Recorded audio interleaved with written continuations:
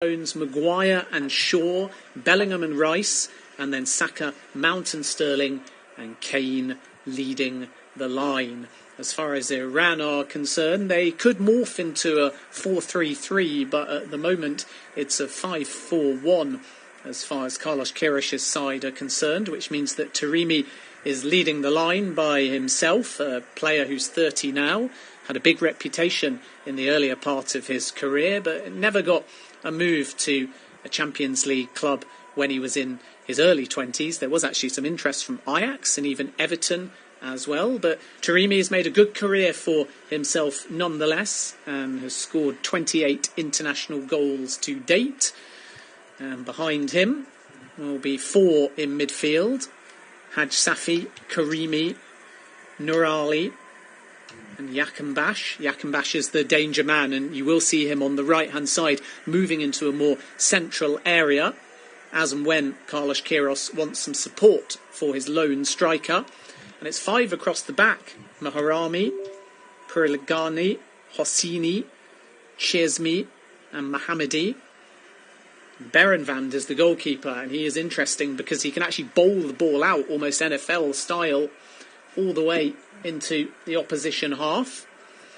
The one interesting selection is on the bench for Iran: Saeed Ezzatullahi, not in the starting lineup, and he's very important to them as a 6'3" defensive midfielder, but only a place on the bench. They will give you the substitutes and the teams again in due course. But England had the ball on the left-hand side, and with 2.5 minutes gone, they've won an early corner here. Raheem Sterling standing right in front of the goalkeeper. Kieran Trippier, the Newcastle man, will deliver. It's going to be an in-swinger. Harry Kane is standing just on the edge of the 6-yard area. Trippier whips it in towards Kane, but Kane had moved away from the 6-yard area, and then Harry Maguire had darted in from the penalty area towards the right-hand side of the 6-yard area, and Maguire felt like he was tugged down on that occasion, and Kane also felt that his shirt was pulled too. And I wonder whether VAR will have a look at this one. Maguire in particular had half a case because Chesmi had effectively rugby tackled him down to the ground, but the official unmoved, and with 3 minutes gone, it stays at England 0, Iran 0 in Group B of the World Cup. Wales against the USA in this group takes place a little bit later. Gareth Southgate was up off his bench asking why VAR didn't have a serious look at that one, but in the end it's been determined that it's not worthy of a spot kick to England. Maguire is still mouthing off, desperate to make his point, but it will be in vain.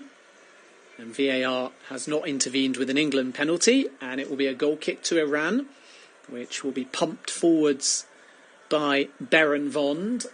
England are going to get a lot of the ball here, but Iran are a very disciplined side. They finished top of their qualifying group. And Carlos Queiroz is managing them for the 3rd time.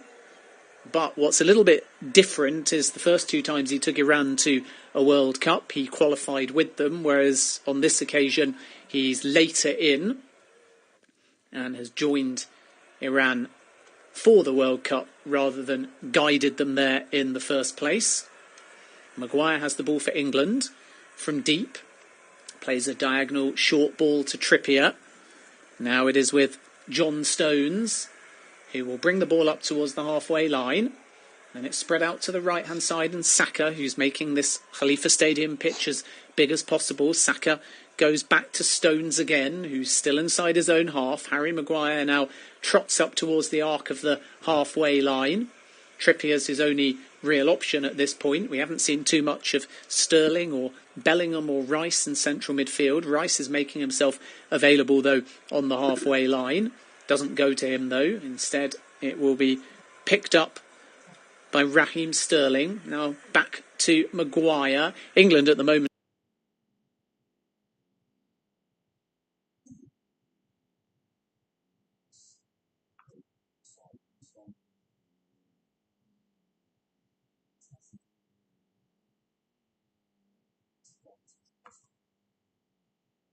lap. He dinks one in looking for Saka, a little bit too short. Rice half picks it up. Now it's out on the right-hand side. Trippier.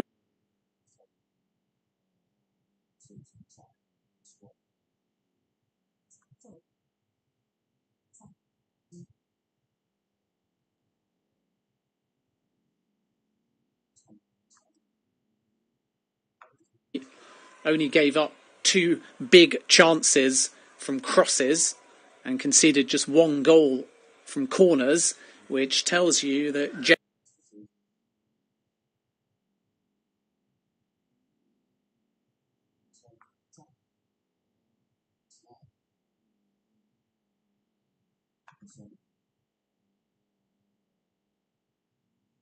have to try and outwit them and pull them out of position.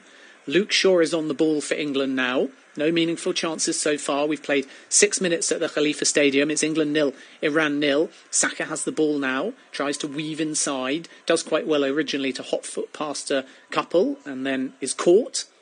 And England will have a free kick about 35 yards from goal on the right-hand side.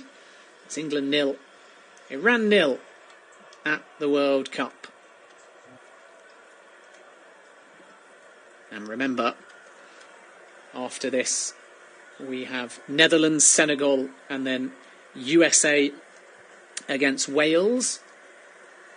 England have that free kick, which is taken cleverly and quickly by Trippier, and then it's whipped in towards the back post, and that was half a chance for England there. And it was Harry Maguire, of all people, arriving late, but he just couldn't react and guide the ball towards goal. Meanwhile, there's a couple of Iran players down, including Berenvon, their goalkeeper. Saka feigned to deliver, and then Trippier just prodded it forwards down the right-hand side, and Harry Kane was there. He peeled away, and then it was a cross first time towards the back post, and I think Berenvon just got enough on it with his right hand to deflect it away from the path of Raheem Sterling, who was arriving at the back post. And had the goalkeeper not got the faintest of touches just to alter the flight of the ball, then Sterling might have been able to guide that one into the far corner. And instead, arriving behind Sterling was Harry Maguire, and he couldn't guide it on target. And it stays at England 0, Iran 0, with 8 minutes gone. Iran are going to be happier than England with this start, because they've largely kept England in unthreatening areas so far. Just whilst we've got a break in play due to the injury to Berenvond, let's run you through the teams again. England lining up in a 4-2-3-1 at the moment. Pickford in goal, Trippier, Stones, Maguire and Shaw across the back from right to left. Bellingham and Rice, the 2 holding midfielders. Saka, Mount and Sterling, the front 3, playing just behind Harry Kane. Should point out as well that there's an incredible noise coming from the Iran supporters inside the Khalifa International Stadium, both when their anthem was played and during this pause in play too. Iran are at their 3rd consecutive World Cup. There have been political problems and conversations around their build-up to this tournament, as Moon, who is injured for this game, had, like a number of his colleagues, changed much of his social media to black in support of women's rights in particular, and to make a statement against the regime. And the Iranian government had then said in response that they didn't want him selected. Carlos Queiroz, though, standing firm and making his selection on football decisions. And a number of the travelling Iranian supporters have also very emotionally shown either their support or their distaste. And that's what's so divisive, really, that the Iranian anthem is very much a reflection of the regime, and it's divisive. So even though they're all here to support their football team, we've definitely, from the Iranian fans, seen a differing approach to how they're supporting their team around the anthem and during this game. And then with the football, Berenvand is still down. I think he must have just landed awkwardly in getting the faintest of touches to alter the path of the ball. And he's rubbing his right shoulder and is yet to get back up on his feet. Carlos Queiroz lining up with Berenvand in goal, Marami, Puraglingji, Chesmi, Hosseini and Mohammedi from right to left. Yakimbash, who we haven't seen too much of. Nurali, Karimi and Haj Saifi, with Tarimi leading the line.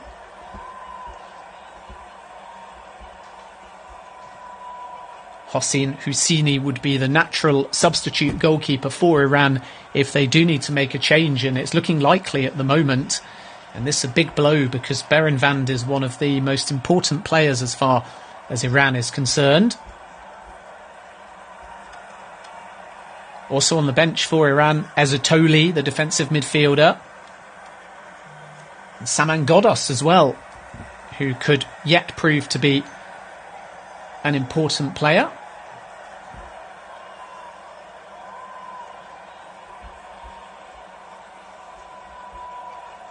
Sada Azmoun, even though he's struggling with a calf injury, he is also on the bench. But this is a long pause of more than 3 minutes now, and it is concerning for Iran, but their fans are unperturbed. They continue to celebrate, beating a drum behind the goal. Plenty of Iranian flags and England supporters out in force as well. Just to give you that England bench as well, whilst we've got a break in play: Kyle Walker, Jack Grealish, Jordan Henderson, Marcus Rashford, Nick Pope, the Newcastle goalkeeper, Calvin Phillips, who isn't yet fully fit, Eric Dyer, Connor Cody, Trent Alexander-Arnold, Phil Foden, who's widely expected to start against America in England's second game, Ben White, Aaron Ramsdale, Callum Wilson, chosen ahead of Ivan Toney, James Maddison and Conor Gallagher. James Maddison hasn't fully trained with the England squad after picking up an injury in Leicester's last game against West Ham United. So Berenvand looks like being substituted here, and there's tears in his eye.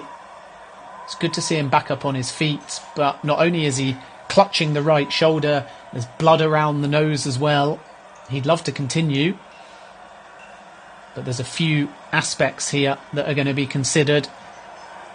The head will be checked, the nose is bleeding, the right shoulder is also a problem. He is moving a bit more freely now, but the substitute goalkeeper is stripped off, so we wait and see whether or not a change will be made. But as things stand, Carlos Queiroz is likely to replace his goalkeeper, but there are conversations currently taking place to see whether there'll be a U-turn on that. 15 minutes have technically been played, but a good 5 minutes of that time has been used treating this injury.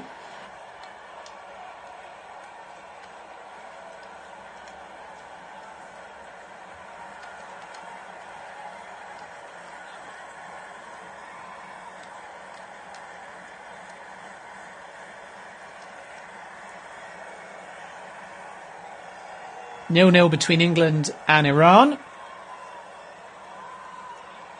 One thing that should be pointed out as well is, I was speaking earlier how England have chosen not to wear the One Love armband because of sanctions threatened by FIFA. In particular, it's believed that if any country wears an armband that is not authorised, a player wearing it, so the captain effectively, will be booked instantly. England are therefore wearing a no discrimination armband, but the known broadcaster Alex Scott, who is pitchside for the BBC, is broadcasting in a One Love armband to show her support. Berenvand is back up on his feet, and although he'd taken off the gloves and although the substitute goalkeeper was stripped off, he now is putting the gloves back on.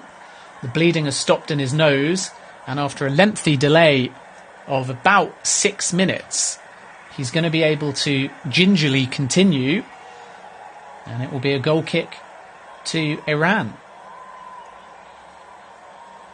One of their most important players, so really encouraging for Carlos Queiroz that at the moment anyway, he hasn't been forced into an early substitution.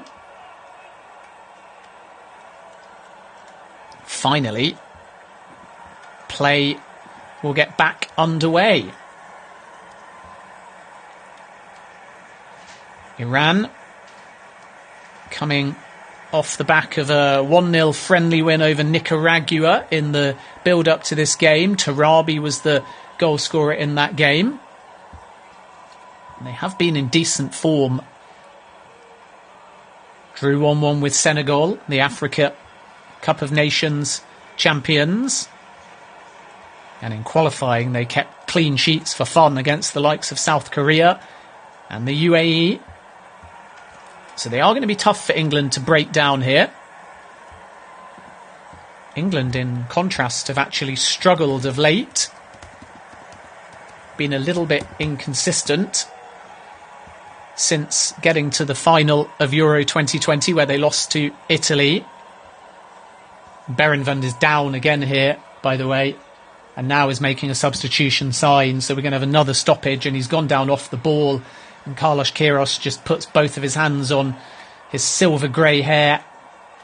And the goalkeeper is going to have to go off. And it's really a surprise that he wasn't just taken off in the first place, because he never quite looked right since getting up on his feet. You can understand why both goalkeeper and manager wanted to leave this as long as they possibly could. But I think it's not just a nose injury, it's not just a shoulder injury, it's also a head injury as well, because he had to leap so high, Berenvand, to get to the ball, that he had no control then over his landing, because his arms were flailing out and trying to get to the ball. So he fell from quite a high height, and it was a really important movement.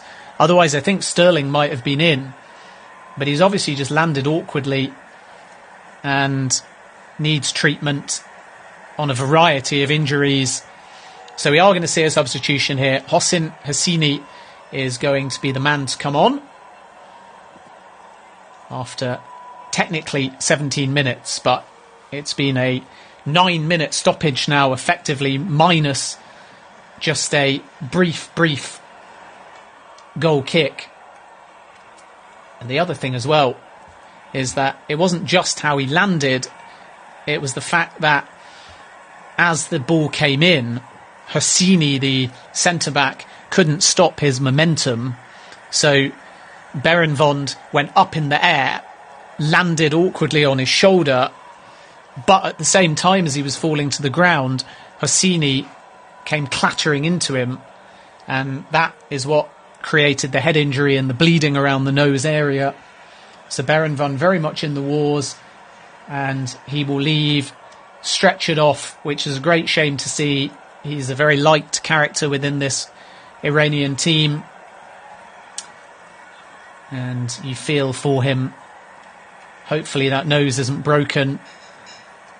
And after 18 minutes he departs, and on comes Hossein Hassini. England are warming up and passing the ball around to keep as sharp as they possibly can. And we will finally get underway once again, now that the substitute goalkeeper has taken his place on the field. England 0, Iran 0, World Cup Group B. And England will resume with a throw-in here. And the ball is inside their own half with John Stones. No Reece James, no Ben Chilwell for England, so there is an importance on Luke Shaw in particular on the left-hand side. Trippier would argue that he would have always got a selection, but it would have been close and probably rotated between him and Reece James, because both players, when fit, are in excellent form. Luke Shaw plays a long looping ball down the left-hand side. It's cut back to Raheem Sterling on the edge of the area. He tries to work it into Bellingham, but the pass is a bit too short, and Iran come away with it down the right-hand side. Yakambash has it. He's well placed. Tries to cut infield and find Nurali, but it's intercepted, and Iran have had no real space in central midfield yet. And England go all the way back to Pickford, who launches one long, which is half cleared by Iran, almost finds the feet of Taremi, and then it will deflect over on this left-hand side where Haj Safi picks it up. He's 30 yards from goal on the left-hand side. Short ball down the left-hand side to Mohammadi, who's on the overlap, and he wins his side a throw-in. And Iran have the first opportunity here, midway through the first half technically, but we're going to have a massive amount of stoppage time. And it's a throw into Iran. Level with the penalty area. Left-hand side. It's played in short to Haj Safi. And now Iran are going to win themselves a free kick. And it's a careless challenge by England. Haj Safi is the man on the ground. And this is a golden opportunity from a set piece. And as a consequence, Chesney will come up. Chesney is very capable of causing England some problems. 5 in the box for Iran. Rouzbeh Chesney, defensive midfielder or a centre-back. 29 years of age now. Still very much at his peak. Has scored 1 goal for his country before. Plays his club football for Esteghlal. Can Iran get a shock goal early on? Free kick comes in towards the near post. It's half cleared by England. It will be picked up though on the right-hand side. And then looped in towards the back stick by Nurali. It's a little bit too strong. Yakinbash has switched sides, but he'll lose out on that occasion to Saka. And then Saka has the sense just to deflect the ball off Puraglingi. And in doing so, wins his side a throw-in from deep, which Kieran Trippier will take short to the feet of Stones. And now it is with Harry Maguire, who will spread it out to Shaw on the left-hand side. Shaw goes over the halfway line. England in the build-up to this World Cup did get a thrilling 3-3 draw with Germany, where they showcased kind of everything good and everything bad about them. Some electrifying attacking play as they came from behind, but also some defensive question marks too. And that's going to be the big question for England if and as hopefully they progress in this tournament. When they come up against serious opposition, do they have the defensive steel to be able to succeed and get far in this tournament? But as far as this game is concerned, there's less pressure on Maguire and Stones and more real onus on Shaw and Trippier to get forwards and give England options. And Shaw's done that now.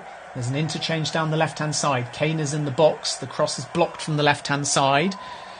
Bellingham arrives late in the box and tries to pick it up, but Iran again comfortably get the ball clear. And it stays at England 0, Iran 0. 23 minutes gone on Flash Score. It is Group B of the World Cup. England are playing a 4-2-3-1, which at the moment isn't really working for them. Iran are looking quite comfortable. Marami and Mohammedimi on the right and left respectively for Iran haven't had too much to do. They've looked quite comfortable. They've sat deep. And England just haven't been able to break down the back five yet. Haven't really seen anything from Mason Mount, who's playing just behind Harry Kane in the most central position of the front three. England once again, if you missed it, with Pickford in goal, Trippier, Stones, Maguire and Shaw, Bellingham and Rice, Saka, Mount, Sterling, and then Kane leading the line. 24 minutes gone, a game of almost no chances. Berenvand has gone off with both a shoulder injury and a head injury. And we're now going to see the first booking of the game, and it will go to Yakinbash for a foul on Luke Shaw. Shaw actually took a heavy first touch right by the byline, and because of that heavy first touch, it just invited Yakinbash to try and nip in and steal the ball off him, but he timed it wrong and he ended up hitting the foot of Shaw with his studs, and that is the first yellow card of the game. Yakinbash, who is out on that right hand side up against Shaw, but can also play on the left as well, or even centrally in a front two or a front three, so he's one of the more versatile players for Iran. Don't forget yesterday Ecuador beat Qatar. Enna Valencia scored a brace. England have a free kick on the right-hand side, 40 yards out. They take it quickly down the right, looking for Kane, but the pass is a bit too short. It was a nice idea because Iran were not necessarily fully alert to that, but eventually they will clear their lines through Hassini, who's been excellent so far. even though he was the player that bumped into Berenvand, forcing the injury. Other than that, he's looked very calm and composed. Possession-wise, it's all England so far. 73% possession through the opening 25 minutes or so. And it is England 0, Iran 0.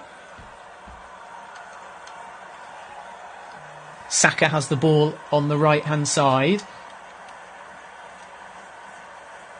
Short pass back to central midfield and Bellingham. Saka once more trying to weave his way inside the area. Still no space, and then Saka's going to be penalised for a foul. And Iran will have the ball. So not too much to talk about except that early injury so far. Just a reminder, whilst we have another break in play, that this is Group B, and in it is England, Iran, and also the USA and Wales. So it's going to be important, because this is the weakest game on paper for England, that they get off to a positive start. Thanksgiving on Thursday, and then England against the USA on Friday. And then a so-called home nations derby against Gareth Bale's Wales for England. Mount has the ball, plays a diagonal ball to Saka, who tries a snapshot first time. It's a nice idea, but the ball kind of got stuck under his feet and he couldn't dig it out with any real power. And as a consequence, it's harmlessly into the substitute goalkeeper's hands, Hassini, who, much like Berenvand, is capable of quite a long throw, and he bowls one out to the right-hand side. Yakinbash picks it up and then passes the ball backwards, and now it is with Haj Saifi. Yakinbash again, making a run on the right-hand side, but the pass to him is a little bit too strong, and it's back with Pickford. But Iran are starting to press now from the front and put a little bit of pressure on Maguire. He deals with that well and plays a diagonal ball to Kieran Trippier. Then it's up to Bukayo Saka, who's pulled to the ground, and he's landed awkwardly as well, clutching his left ankle. Hassini, the player that was staying tight to him, and has been penalised, and he did just clip the ankle area of Saka, running in to make a challenge. That was clumsy. And England will have a free kick inside their own half. England 0, Iran 0. 28 minutes gone on Flash Score. No real pace to the game at the moment for England. They're going to have to be patient. We knew that. Iran are no pushover. And England are going to have to find a bit of quality from somewhere to unlock this five-man defence. Trippier has it at the moment from deep, all the way back to Pickford, who has been preferred as the number one goalkeeper ahead of Ramsdale.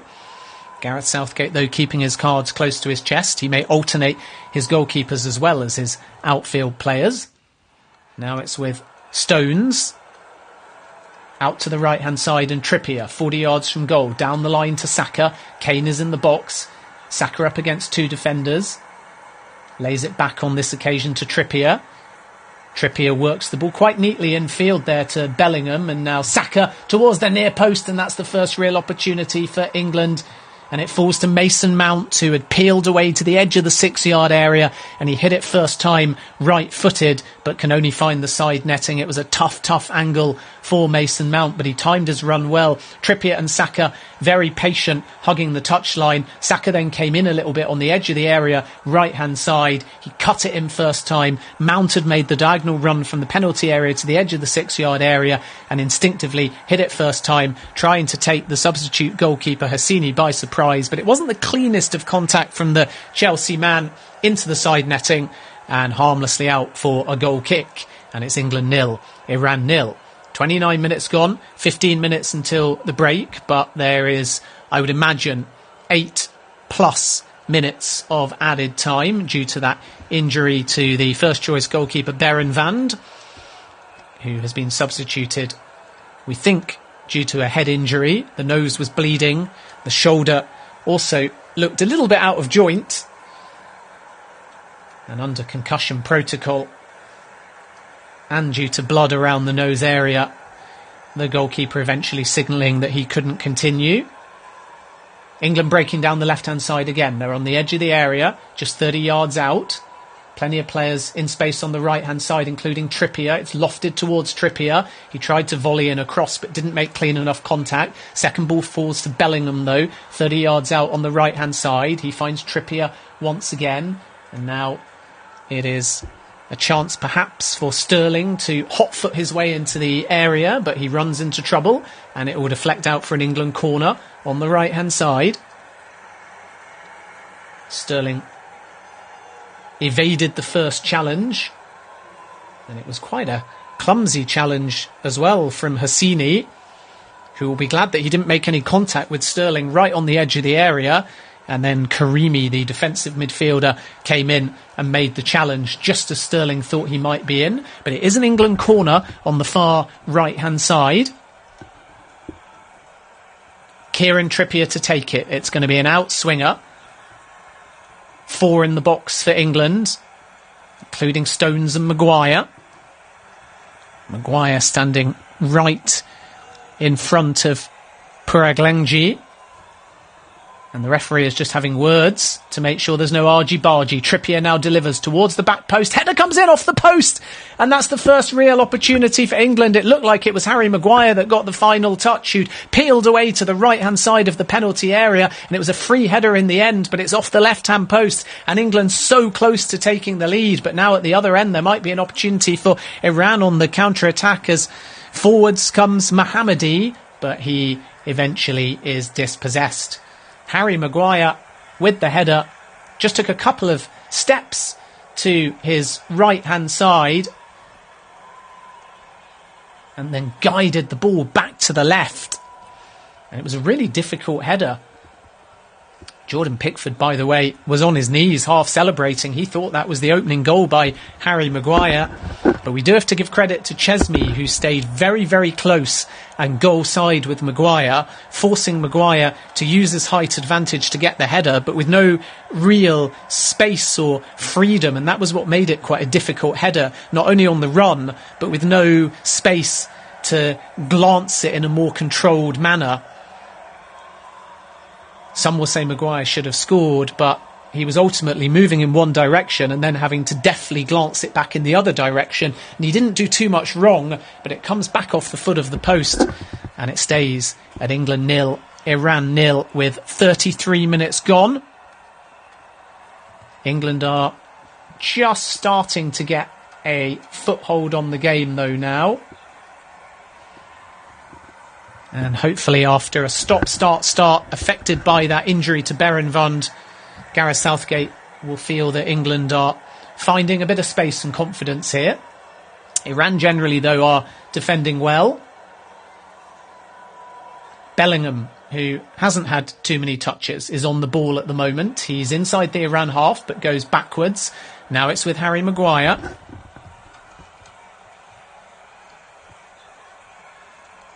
Out to Luke Shaw on the left-hand side. Shaw, who has been linked with a move away from Manchester United, but I think the feeling is that United would love him to extend if they possibly can.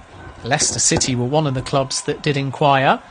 Shaw on the left-hand side, crosses first time, a decent cross to Bellingham, who loops the ball into the back of the net, and England have the opening goal, and it's Jude Bellingham with a looping header into the far right-hand corner, and it is England 1, Iran 0. It's a lovely header, a controlled, composed header into the right-hand corner. Shaw put it on a plate, Bellingham arrived late, and England have their goal with 34 minutes gone, and it's nothing more than they deserve in the last 5 minutes or so, where they've really come into the game. And what a moment for Jude Bellingham, who's been in majestic form at club level. Europe's elite are chasing after him in the summer. He's hoping for a standout tournament, and he and England off to the perfect start. And I think what makes the header even better as well is that the cross was slightly behind Jude Bellingham, which means that he had to adjust his body and then guide it into the far corner.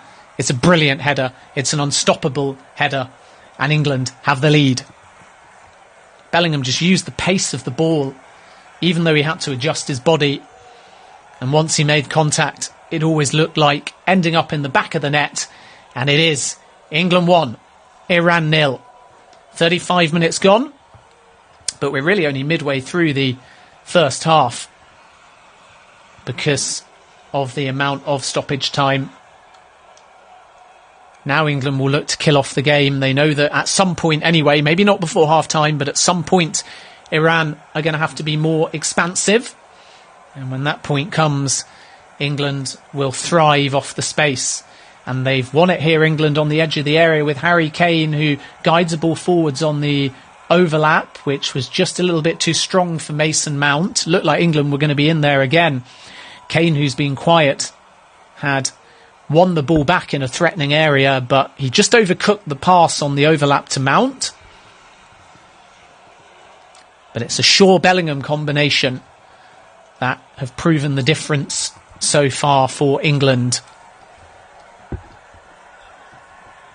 Exactly the start that Gareth Southgate was looking for.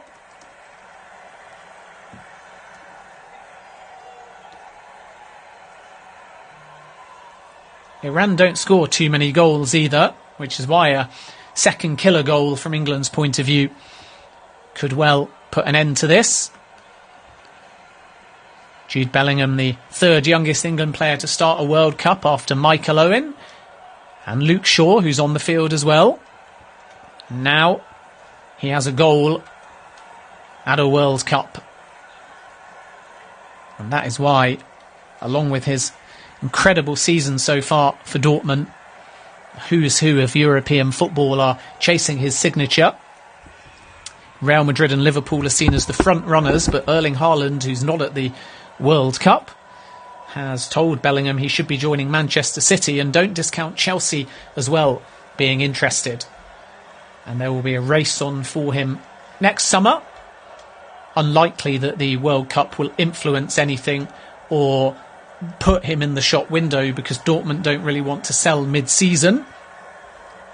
Dortmund and Bellingham, assuming he stays, will go to Stamford Bridge in the Champions League round of 16, where they face Chelsea over two legs.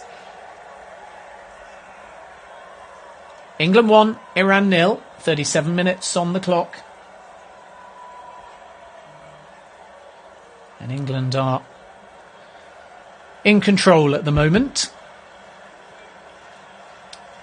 Taremi leading the line for Iran has barely had a touch. I think we expected that, especially in the first half. But we see whether there's a change in the Iran shape now England have scored. Bellingham continues to make a nuisance of himself. He's trying to win the ball back on the right-hand side, and he did well to prevent a goal kick at least. No realistic chance of keeping the ball in play, but he just muscled his way towards the byline and then prodded the ball out for a throw-in instead of a goal kick, which keeps the pressure on Iran with 38 minutes gone. Throw into Carlos Queiroz' side, right by the corner flag on the left-hand side, which Mohammadi will take. Thinks about going long and down the line. No real option though, so has to go short instead to Purilaganji. And then Mohammadi forced to just hoof it clear back to the halfway line, where England will pick it up because there's nobody forwards from an Iran perspective. Still a 5-4-1 for Iran, as Trippier plays a long ball forwards looking for Kane. It's too long and it's harmlessly into the hands of the Iran goalkeeper Husseini. Now Yakinbash on the right hand side, the one player that's been booked so far. He works it infield and then completes a 1-2 on the right hand side. That's better by Iran, and Yakinbash's cross was dangerous for a moment from that right hand side because Purilaganji was lurking, but it didn't quite reach him. England with just too many numbers back. And now Mount has it in central midfield on the left-hand side. He switches the direction to the right. And Trippier, who goes down the line to Saka. Looks a bit too strong, though, for Saka, but he might muscle his way in here. And actually did. He won the ball and then made his way into the area, but the Arsenal man is going to be penalised for a foul on Hosseini. He's not happy about it, but it was a clear shirt pull. Hosseini needed absolutely no invitation to go down, but that is the right decision by the officials, and it will be a free kick to Iran with 41 minutes gone here at the Khalifa International Stadium. Full house. One of the big talking points yesterday was that the crowd left so early And one presumes the majority of them were Qatari and unhappy with their team's performance. This stadium doesn't really require an early exit for traffic purposes because it's a bit more accessible and closer to the centre. But we wait and see whether the stadium empties or not. Good turnout though from Iranian supporters in particular. Far less England fans have made the journey over than at previous World Cups, but of course there's plenty of flags flying. England always well supported at World Cups. Harry Kane has the ball on the left-hand side. Short ball to Mason Mount, and now Luke Shaw has it by the touchline. He's 30 yards from goal. Stones on the ball. The Manchester City man will switch direction to the right-hand side. Stones receives it back from Trippier and comes over the halfway line. No one really picking up Stones, so he's able to trot 30 yards from goal and then find Luke Shaw. Now it's with Raheem Sterling, probably the quietest of England's front line behind Kane. Sterling's been playing as a left wing back as well for Chelsea, so this is a rare occasion to play in a more advanced position, which I'm sure that he'll relish throughout the tournament. Certainly looks more comfortable as an outright forward comparative to a wing back. It ran only half clear and England have an opportunity down the left-hand side. Ball though again just a little bit too strong on that occasion.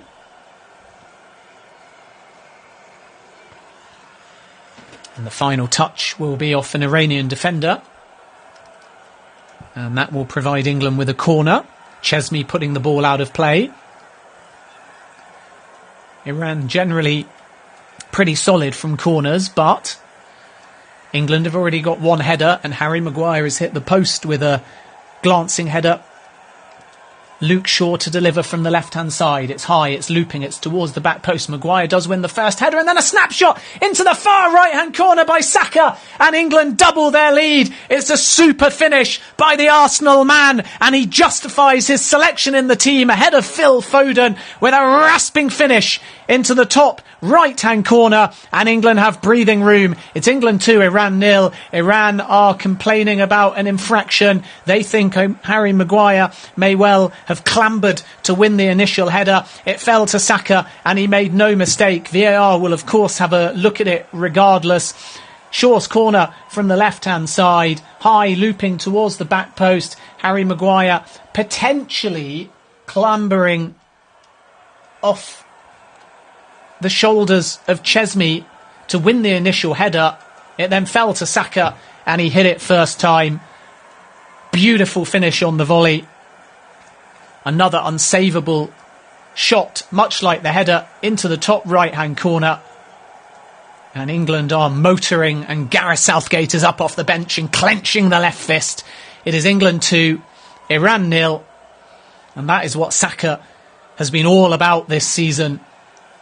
Saka and Bellingham showcasing their class. VAR continue to have a look, but I think this goal is going to stand. I don't think that Maguire did too much wrong.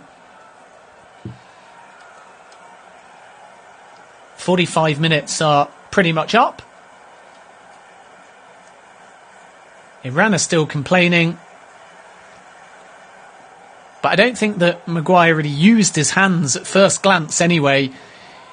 I think if anything, the defender leaned into him, and that's why it's going to be given. And VAR has had a look and the goal will stand. And it's England 2, Iran 0. Saka 2 minutes before the break. And now we wait and see how much added time we have. The board will go up in just a few seconds. Two tremendous finishes from two quality players, and it wouldn't remotely surprise me if England now go on and add more. And that's exactly what they'll be trying to do before half-time if they possibly can. Open this up, and a third before half-time would surely kill things off irredeemably. And England are breaking forwards through Kane now, and there's going to be space in the centre as well. Can they find a third goal? The cross comes in towards the centre, and it is going to be a third goal, and it's Raheem Sterling who peeled away just to the right of the 6-yard area, and then just guided the ball from point blank range into that right-hand corner. And David Beckham is up off his feet applauding that one, and England have killed off the game. It's England 3, Iran 0. A break on the counter-attack after Iran tried to find something towards the half. They committed numbers with a high press. Nothing came of the Iran attack, and England had a goal kick as a result, but Iran kept their high line, and England worked the ball out of the penalty area quickly. Harry Kane breaking down the right-hand side on the edge of the area, and Raheem Sterling just peeled away, broke into the area, nobody goal side of him, and he did ever so well, albeit from close range, just to guide the pace of the ball into the back of the net, made that finish look easy, prodded it on the volley into the right-hand corner. And 2 minutes into added time at the end of the first half, it is England 3, Iran 0. And that is a much-needed confidence-boosting goal for Raheem Sterling, who started really well at Chelsea, scoring a few goals, but in the last sort of 6 or 7 games, playing as left wing-back, hasn't looked the same threat.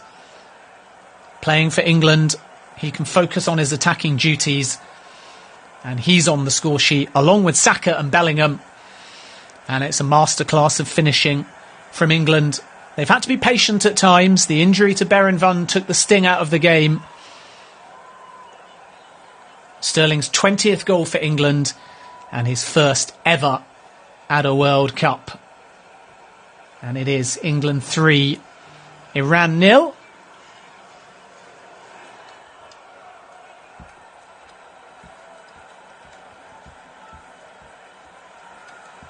And this is exactly the start that Gareth Southgate would have wanted. As England look for a fourth now on the edge of the area. Bellingham, there's 4 players around him, and finally he's pickpocketed, and Iran will come away with it. We are playing 14 minutes of added time. 1-4. Which is about as high a number as I can remember it at a FIFA World Cup. And we are 3 minutes into that. And Saka has the ball. He's got Trippier on the overlap, and Trippier just backheels it off the defender. And he thinks he's won a corner. Mohamedi, the player involved, had bowled the ball back towards his goalkeeper as if to suggest it was a goal kick, but it's not going to be. It will be an England corner. That was very clever by Trippier, because he realised he couldn't keep the ball in play, and he felt the defender breathing on the back of his neck, and he just backheeled it against him for a corner. In it will come from the right-hand side. Maguire standing just to the left of the penalty area. Trippier's delivery, it's an outswinger. It's a little bit short on that occasion. It's headed half clear by Iran, but it will be picked up by Bellingham, Trippier and Saka, combining in a triangle on the right-hand side, and then it's chipped in towards Saka, who's making a nuisance of himself, and he nearly was able to bring that ball down, but just couldn't quite make clean contact to lay it off to anyone. It will fall to Trippier, though, 35 yards from goal on the right-hand side, and now it's worked to Mount in a central position, still 30 yards from goal. Harry Kane, probably the quietest of all of the England players so far, on that left-hand side. Now England switch the direction to the right-hand side, and it's Stones and Trippier once more. England going backwards and taking a little bit of the pace out of the game. Iran with everybody behind the ball.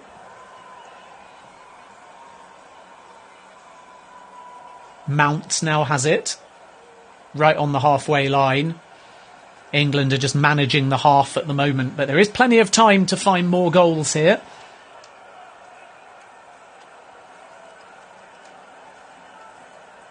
And this is not something that Iran are used to.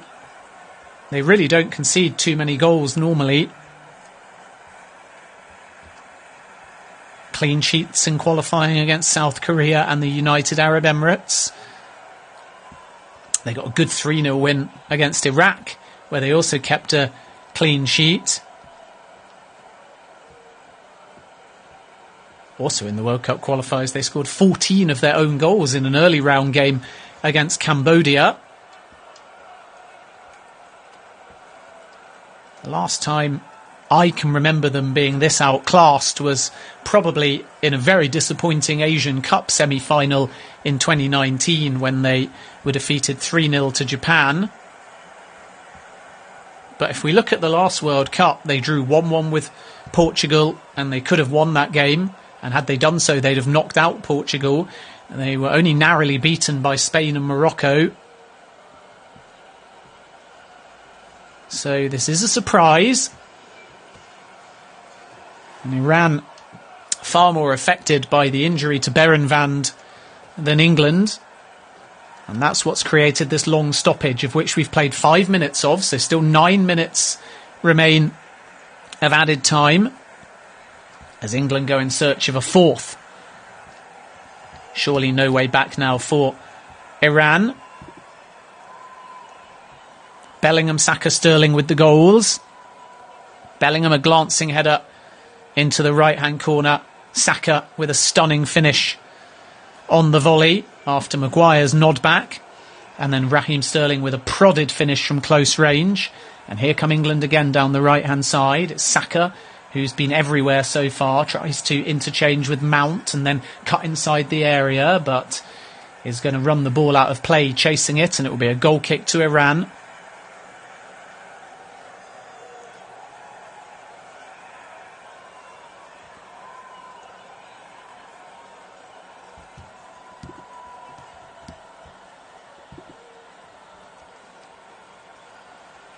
England, remember, coming into this World Cup on a 6-game winless run, drawn 3, lost 3. That was their longest ever winless run heading into a major tournament. So this will just calm the nerves. It's a game that England are expected to win. But nonetheless, it's the manner in which they do so.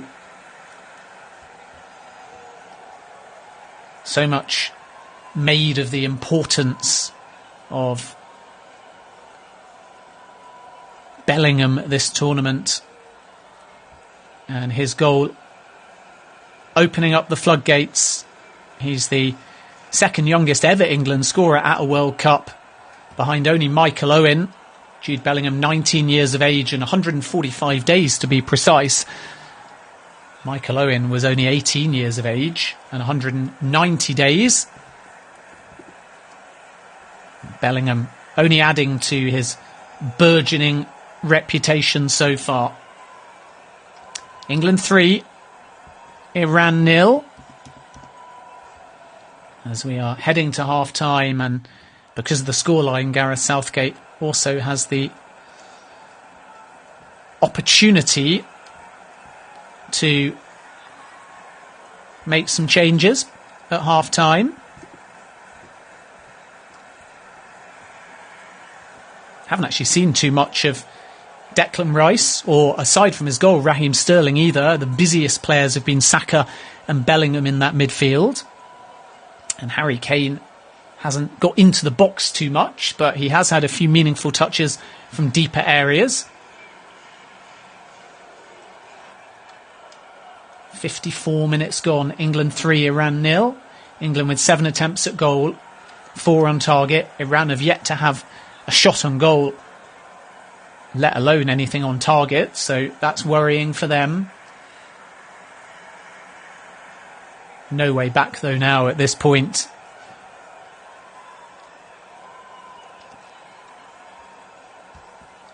And we wait and see whether at half-time there's changes made by Carlos Queiroz, as Moon is an option. So is Godos. Of course, nobody wants to get a thrashing to begin their World Cup, but Iran obviously are going to have to change their shape, probably to a 4-3-3, to try and get back into this game in some capacity. England, though, not looking like conceding. 4 minutes remain. One opportunity here for Iran maybe to break down the left-hand side. They've got it on the edge of the area, and it's a lofted ball into the right-hand side, and that goes down as half a chance for Yakin Bash there. It was an intrepid run by Haj Safi down the left, and nobody picked up Yakinbash at all. He just peeled away to the right-hand side of the area, and Maguire hadn't tracked him. Maguire had actually come inside towards the penalty spot to try and prevent a near-post run, and that allowed Yakinbash acres of space, and he hit it on the volley, but blazed it over the bar, and it stays at England 3, Iran 0. And that was the first attempt for Iran on goal, and it was a good one as well. Yakinbash, though, maybe had too much time, which sometimes can work against a professional footballer. Had he set himself, though, and hit that one cleanly, it would have caused a problem for Jordan Pickford. Harry Maguire will be disappointed that he didn't look over his shoulder to realise that there was a run from Yakinbash. He just instinctively cut inside to prevent something at the near post, but England had cover there, and Yakinbash should have been the player that Maguire policed. The other thing to say is that Haj Safi was touch and go offside in the build-up, so even if it had counted, whether or not VAR would have intervened remains to be seen. England 3, Iran 0, the perfect half and start to the World Cup for the Three Lions so far. And Iran with much to contemplate at half-time. Beren van, the goalkeeper, has gone off injured, very possibly with a concussion that arguably should have been dealt with off the field a lot earlier. And England scoring on 35 minutes through Jude Bellingham, 43 minutes through Bukayo Saka, and then injury time, all 14 minutes of it. But the first minute of injury time, Raheem Sterling surely making sure that England get all 3 points. Bellingham's glancing header was controlled and harder than it looked because the ball from Shaw was slightly behind him. Saka's finish was just stunning. And Raheem Sterling peeling away at the near post and prodding in a Kane cross. For England 3, Iran 0. Pretty much at half-time now. England have won a free kick, though, in a central area, about 30 yards from goal, and this might be the last action of the half. Luke Shaw, Mason Mount standing over the ball. Bukayo Saka walks away from it. Declan Rice, who we've barely mentioned, is deep in conversation as well. England in no hurry. Shaw is the most likely perhaps to deliver, although Mount can offer an in-swinger too. It is Shaw, though, to ping it towards the back post, and then it beats almost everybody and goes out of the area, where it will be picked up on the right-hand side by England, who then work it back to Shaw. Maguire, still on the halfway line, England. And happy just to play safe passes at the moment and manage the game and the energy levels. And you can afford to do that, of course, when you're 3-0 up in the game.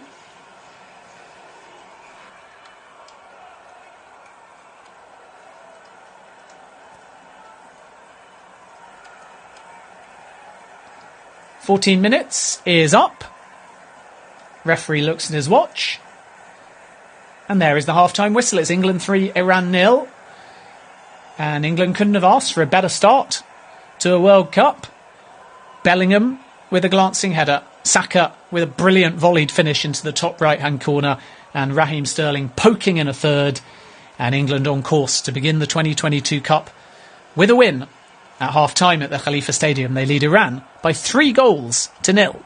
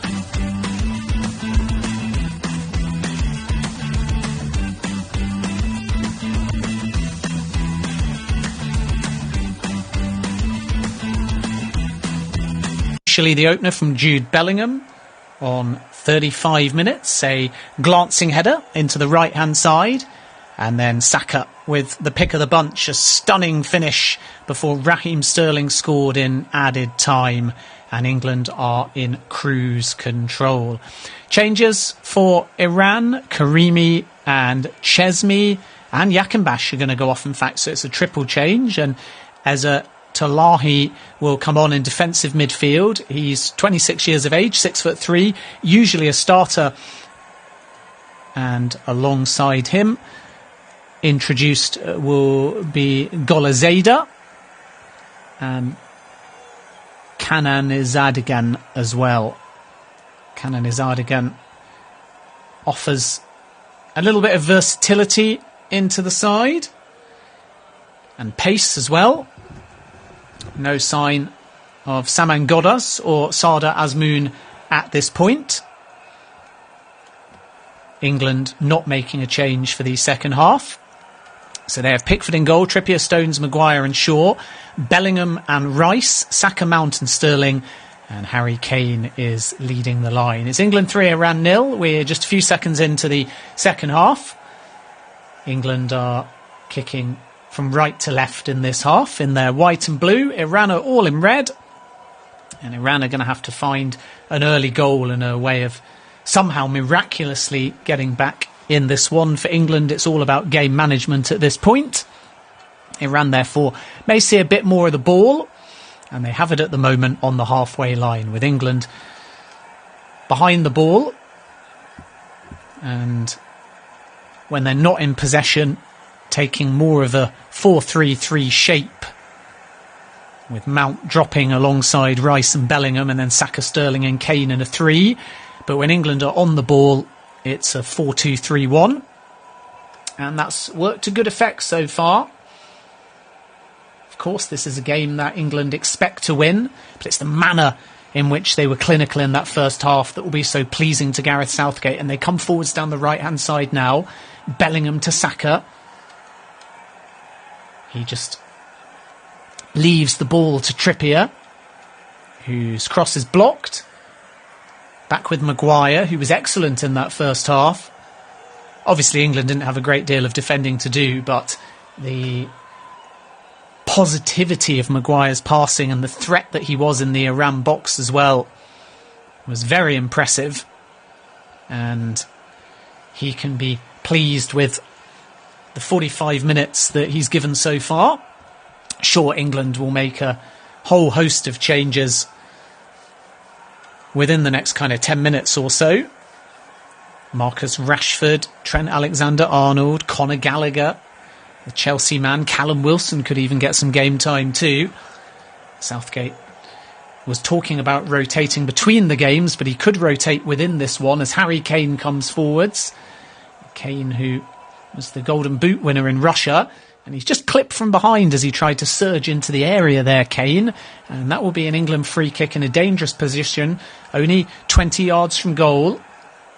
Kane is still down at the moment, clutching the right foot. It was a diving challenge to prevent Kane running into the box from Puralangi, who has moved out of the defence seemingly and into the midfield. And Iran, so far anyway, in this opening 3 minutes, have shifted from a 5-4-1 to a 4-3-3, which tells you that they've got a little bit more attacking purpose.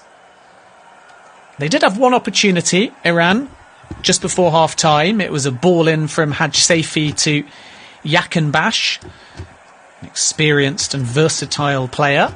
And Yakinbash had cut in from the right-hand side and then hit the cross on the volley.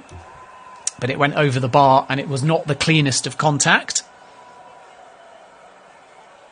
Generally, it's been all England.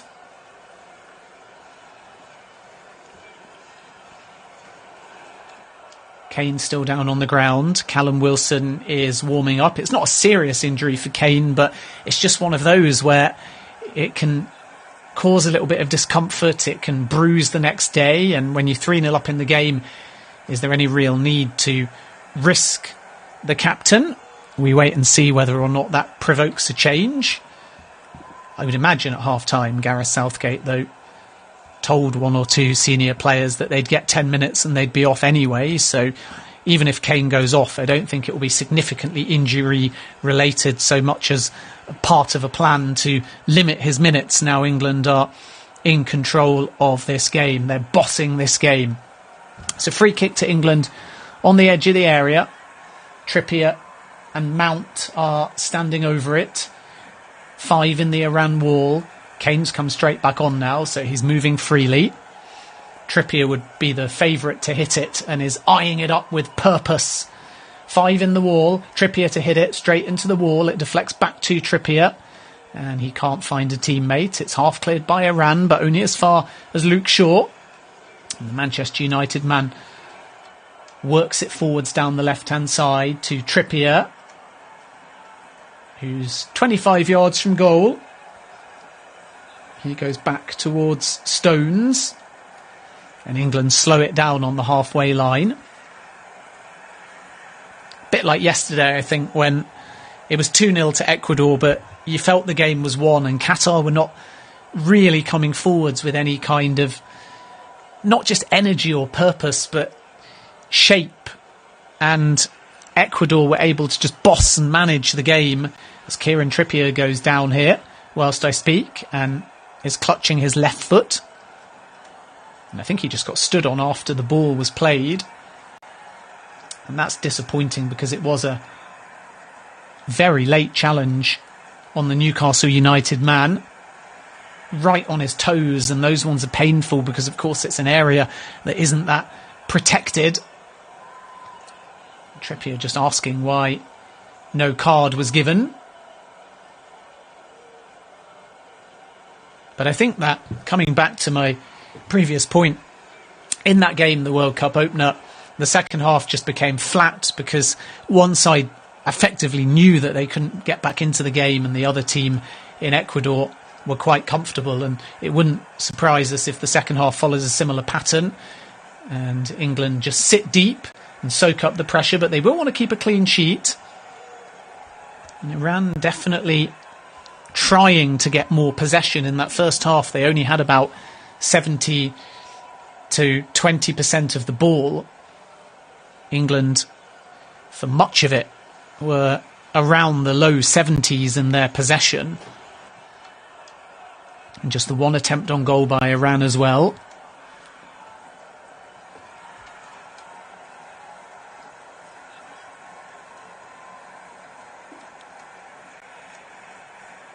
Perhaps not a bad thing from Iran's perspective that they are playing England first, because whether or not they get out the group will be defined on how they fare against the USA and Wales. This was, you wouldn't want to quite say a free hit, because they're very capable of staying in games and giving a good account for themselves, which is why, by their standards, they'll be so disappointed with the 3 quick goals that they conceded. But obviously, regardless of this, they've got 2 games to focus on to try and get out the group, of which they're the underdogs in Group B for sure. As England work the ball out to the right-hand side, Bellingham gets to the byline on the right-hand side. He cuts it back into a dangerous area. Saka had peeled away, but he can't find him. And Bellingham knows that that was a real opportunity. Deflects away for an England corner, though.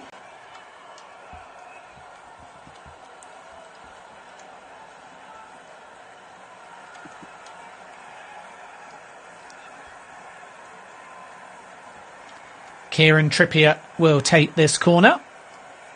Over on the far right-hand side. Group B, World Cup, England leading 3-0. Trippier's delivery, it's punched away by the substitute goalkeeper for Iran, Hosseini. Only as far, though, on that right-hand side as Declan Rice, who surges forwards, and his cross on the right is blocked, and it's another England corner.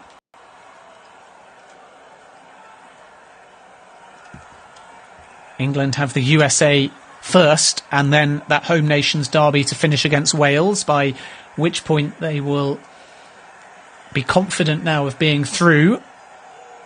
Trippier's corner from the right-hand side. It's a little bit too high on that occasion for the leaping Maguire, who'd got up quite high by the penalty spot, but not able to make any contact. It will fall to Mount on the left-hand side. Now Harry Kane on the edge of the area, comes in field to Saka, back to Harry Kane once more. Saka, the Arsenal man now, who's had a standout domestic season and is expected to sign a new deal after the World Cup, to Mason Mount, and the Chelsea man floats one in, but it's too close to Hassini, who bowls one out dramatically up to the halfway line. But Haj Saifi runs straight into trouble and has to settle for a throw-in, which is gifted straight back to England and Jude Bellingham. Bellingham gives it away right on the edge of the area as well, and Iran are hustling here to try and create an opportunity, but finally there's a foot in. And now England come forwards in a central area through Sterling. It looked like momentarily it would just open up for Raheem Sterling there, but finally a last-ditch challenge.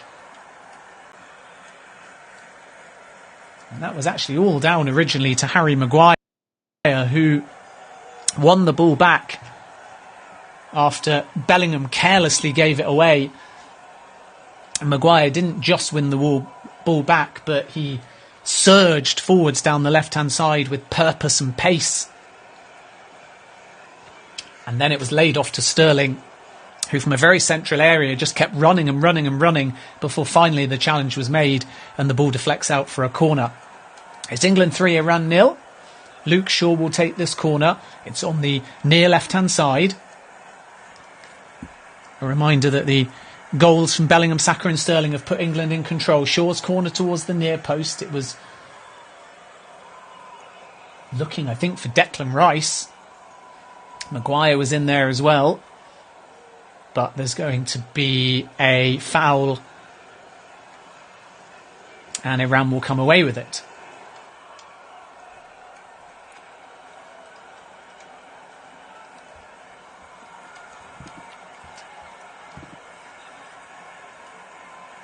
I think given England's form, that 3-3 against Germany was so important. It was frustrating in some ways because England battled back from 2 down in the game. They got 3-2 up and then it was a 3-3 draw thanks to Chelsea's Kai Havertz. But the last kind of 20 minutes was still really encouraging from an attacking point of view.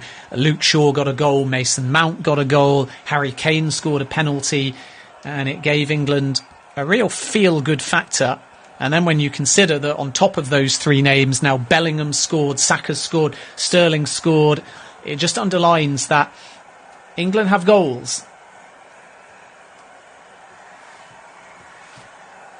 Haven't been tested defensively in this game so far, so difficult to really judge the kind of environment that they would be in against serious opposition, putting pressure on, for example, a Harry Maguire. Maguire's been excellent in this game, but he has also had complete freedom to bomb forwards without any real worry defensively.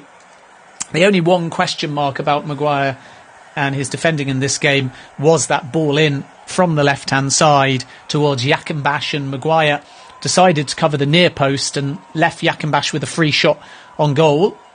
England come forwards again though now. Saka to Sterling. They've combined well, and Sterling is definitely growing in confidence as the game has progressed, but he's dispossessed on the edge of the area and Rice can't win it back as Iran on the counter-attack are looking for something here, but there's just no outlet at the moment, unfortunately, from Iran's perspective. And in trying to switch the possession to the right-hand side, Taremi is going to be penalised for a foul on Harry Maguire. Taremi's been too isolated. We expected it in many ways, but now that Iran are on the ball anyway, forming more of a 4-3-3, one would hope from Iran's perspective that he'd get a bit more support, as England have another opportunity here. Bellingham to Saka, and then back to Bellingham, who will just leave it for Luke Shaw to pull the trigger from the edge of the area on the left-hand side, but the shot is blocked and it goes harmlessly away for an England throw-in. Level with the penalty area, left-hand side.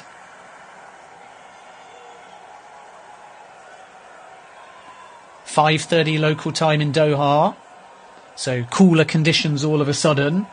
But the temperatures are regulated anyway, so the air conditioning technology means that it was pretty comfortable to play football in. If anything, you find that those that are fans that are closest to the cooling technology, because there's big vents all around the stadium, end up putting on a jumper during the game.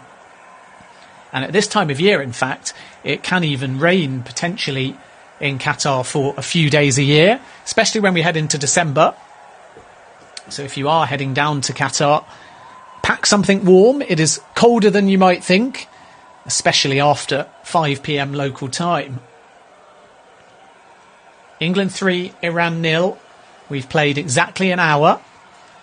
Great to have your company on Flash Score. Just a reminder, Senegal, Netherlands and USA, Wales are still to come today, as Iran have the ball 30 yards out. And it is a speculative and wasted effort from distance, which is dragged wide of the left-hand post by Saeed Ezzatullahi, who is not really a goal scorer, 6'3" defensive midfielder, and only has one goal for his country. And I think Carlos Queiroz will be disappointed with that one, just biting his lower lip in frustration, in a suit in the technical area on the sideline. And the reason for that is because Iran haven't been in the final third much, so that was an opportunity for Ezzatullahi to step forwards a bit because he had space, and in seeing the space he thought, why not try a snapshot? But he's not known for the audacious or the spectacular, and I think that Queiroz would have rather him spread it left or right and then given his side an opportunity to get the ball into the box.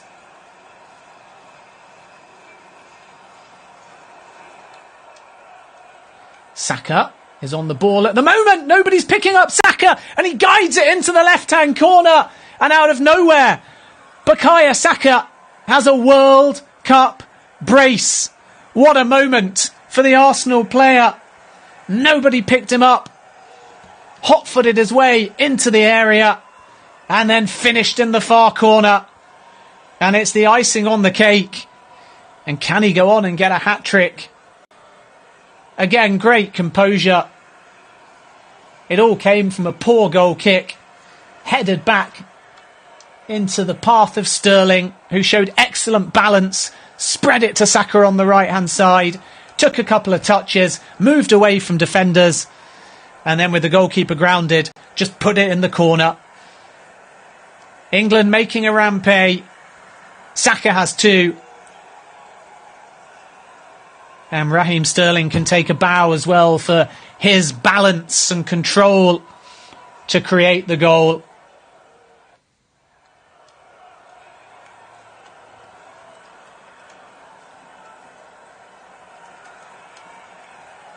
Really poor, though, it has to be said, by Hosseini, the Iran goalkeeper, who distributed poorly to create the chance. And now it is England 4, Iran 0. Saka has a brace.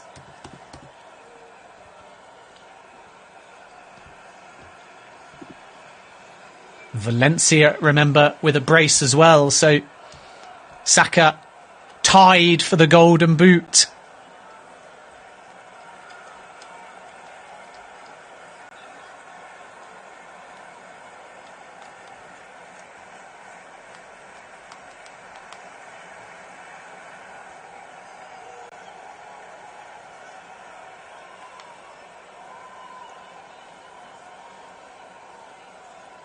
England are hungry for more. And Iran perhaps going into damage limitation mode now.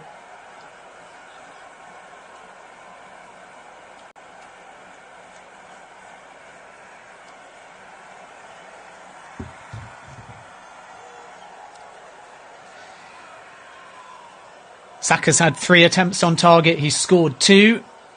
And with 64 minutes gone, it's England 4, Iran 0. And there's just a golfing class between the teams. Iran, though, are capable of scoring. And they have the ball on the right-hand side here now. And it's with Mahamari, the substitute. And in it comes from the right-hand side. And Iran get a goal. And England's clean sheet is gone. And it's Taremi out of nothing. Cross comes in from the right-hand side. England fell asleep. Pickford looking forlorn because his clean sheet is...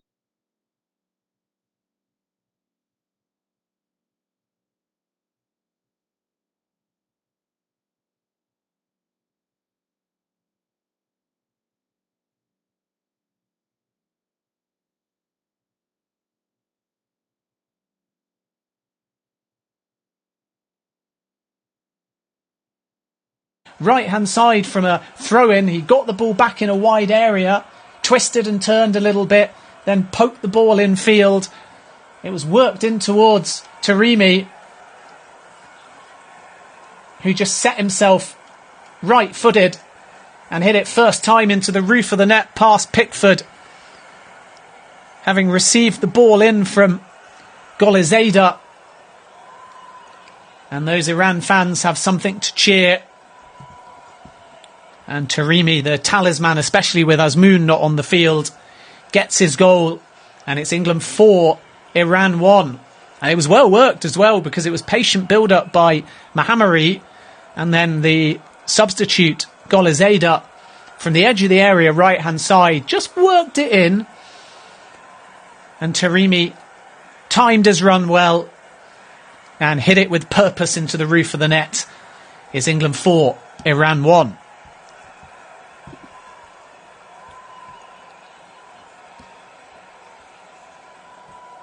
Harry Maguire is just down as well and looks like he's receiving a bit of treatment under concussion protocol. And it wouldn't remotely surprise me if England make a raft of changes now. We're midway through the second half, so it would make sense for Gareth Southgate to start thinking about resting one or two. But it's a balance, isn't it? Because you've only just started a World Cup. You've only had 7 days with the players, and England have only been in Qatar since Tuesday. So perhaps he wants to leave on this 11 a bit longer from the point of view of almost a training exercise. Maguire, though, will almost certainly be replaced because he doesn't look particularly happy. And there's a few players warming up as well. So we might even see a quadruple substitution here from England. Phil Foden is definitely going to come on. The last thing that Iran want to see. Eric Dyer stripping off, so I think that Maguire's day will be done. And he's rubbing that head and walking off very gingerly, so hopefully he's okay. Good to see him on his feet, but definitely not looking at 100%. Harry Kane goes over and just taps him on the back of the head gently and checks on his well-being. Maguire, though, can be very happy with the 65 minutes or so that he's put into this game. He's been a threat for England in the Iran box. He's been cool and composed in his passing, and he's led by example in the few moments when England have been challenged at the back. And Maguire will depart, and Eric Dyer will replace him. England have 3 other substitutes stripped off, but at the moment they've not been introduced into the game. Jack Grealish, Marcus Rashford and Phil Foden are all going to come on imminently, but for now they're being made to wait on the sideline.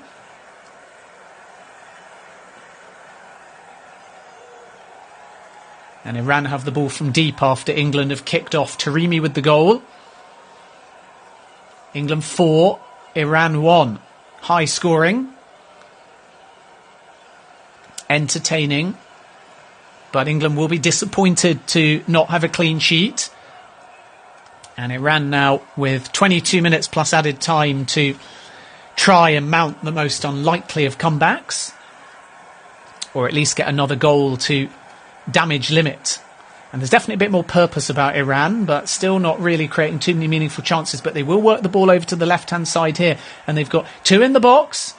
And it's an opportunity for a cut back to the edge of the area. A couple of shots come in, and the first one is blocked, and then the second attempt on goal is from Nourillahi, who was always off balance and falling backwards on the edge of the area, and he slices it well over the bar.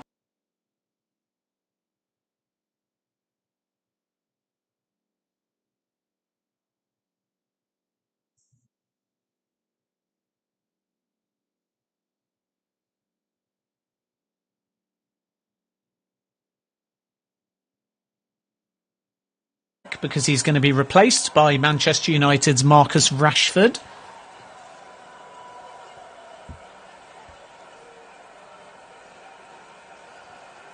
And Raheem Sterling will also depart, and Jack Grealish will replace him.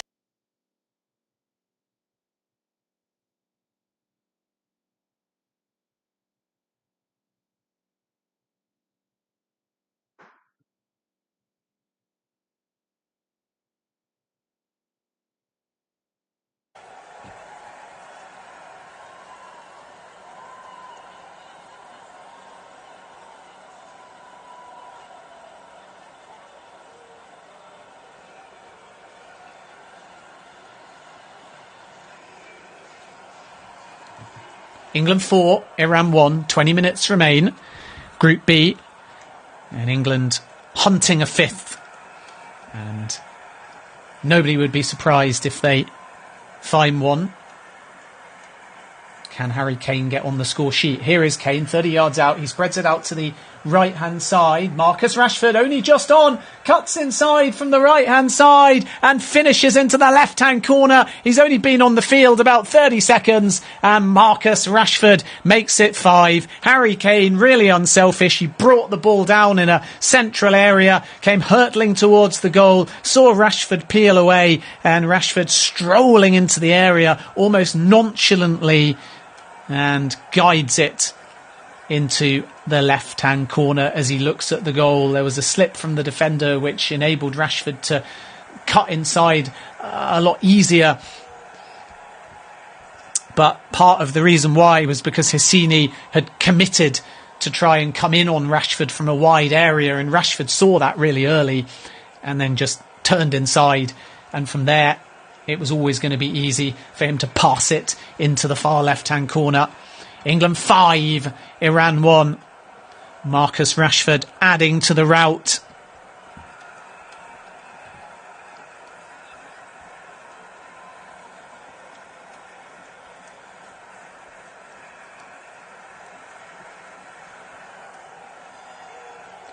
So England know they're going to get 3 points. They've sent a bit of a message here, at least in the attacking third.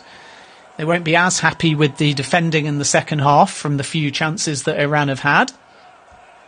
But I think generally speaking, it's a job well done.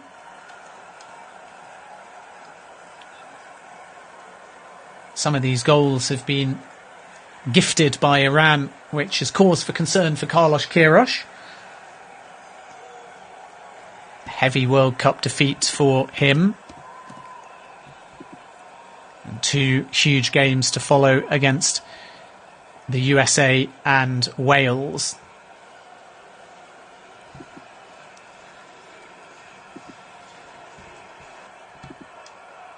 Rashford, one of those names that people were debating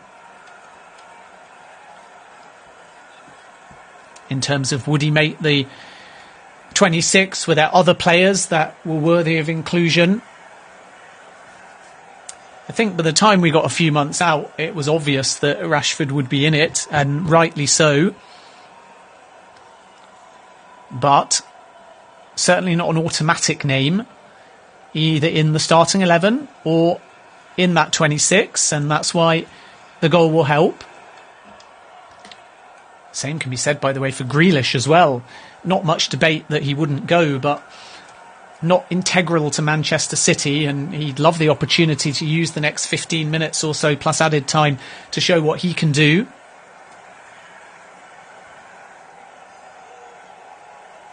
England 5, Iran 1, 17 minutes remain. Iran have the ball inside their own half, give it away.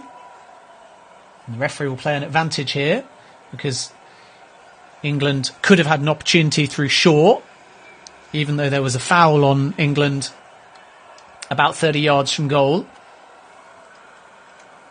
Dyer now has it.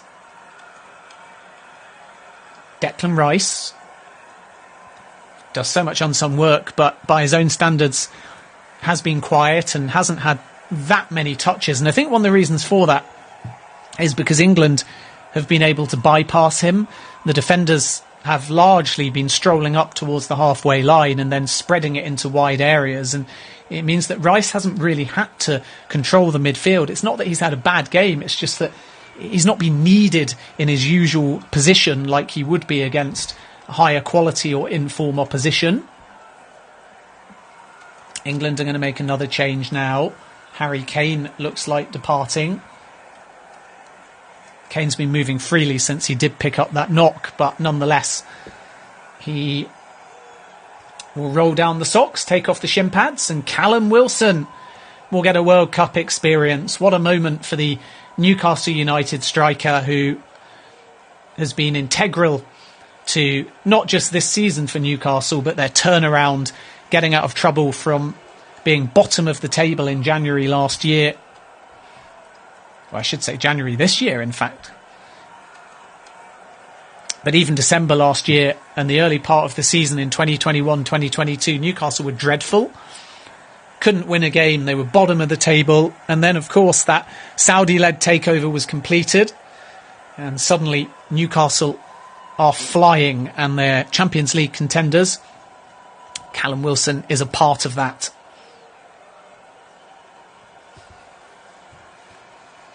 And when Wilson is fit, he is usually firing.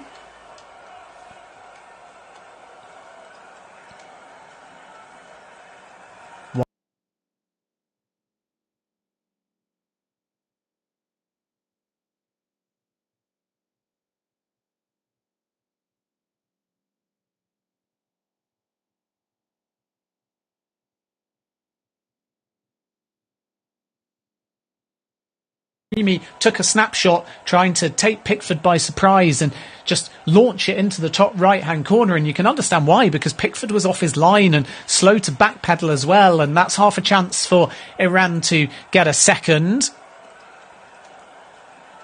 But it's out for a goal kick. England just a little bit sloppy there. And I don't think that Southgate will be particularly pleased by that, because both defender and goalkeeper were slow to react to the Route 1 ball, and Taremi nearly made them pay. Another substitution here for Iran just before the goal kick was taken, and Naroli is going to go off. And on comes Azmoun.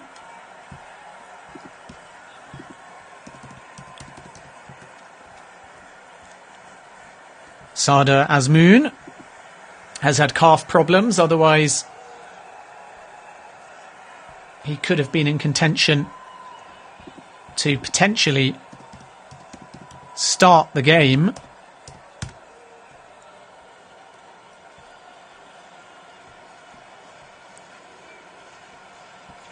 Azmoun, one of the players who has been the most vocal against the Iran regime.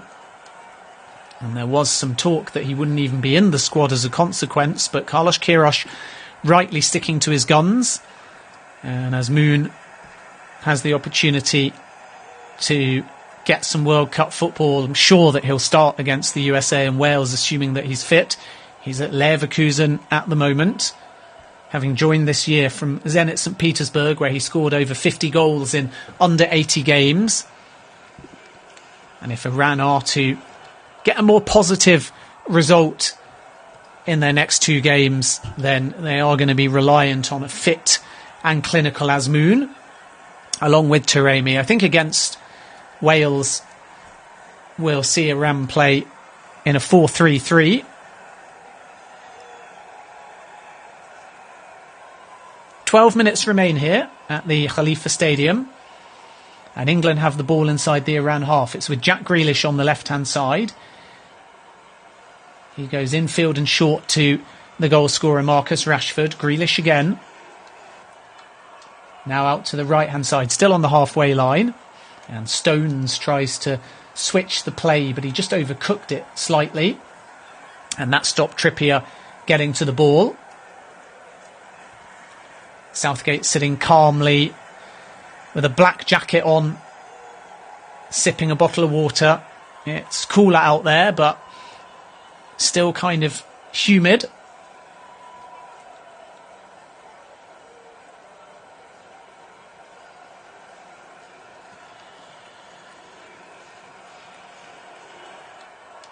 England have been excellent going forwards. They've been a little bit shakier in the second half at the back. And that is something Gareth Southgate will address on the training ground. Can't ask for more, though, than a 5-1 win.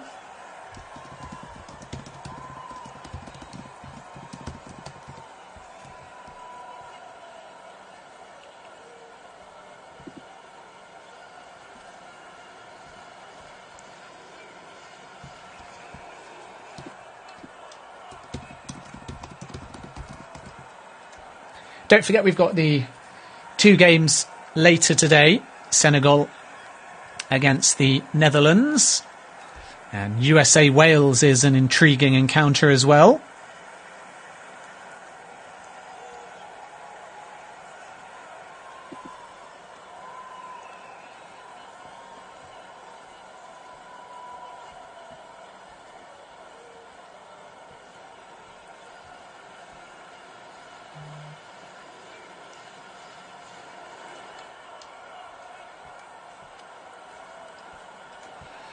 England did beat Panama, you may remember, in 2018 in Russia by 6-1. But before that, they'd never won by more than 3 goals at the world's biggest tournament. They beat Denmark 3-0 in 2002, as well as Paraguay and Poland in 1986. So this is their second biggest victory margin-wise at a World Cup, behind that Panama win, 6-1, 4 years ago.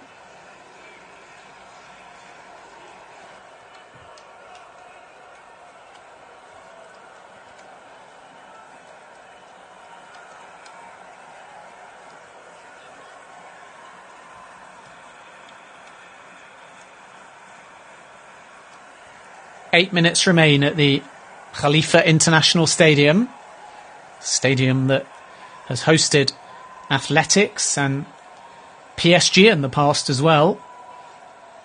As Bellingham has the ball in central midfield, his diagonal pass is given away. Counter-attack looking for Azmoun, who's now in a central position. And Taremi is playing behind him. Ball to Azmoun was too strong though, so Luke Shaw will pick it up left-hand side in central midfield and go back to Dyer. Now it's out to the right-hand side. Declan Rice has it. Rice interchanges with Rashford, and the West Ham man has it again.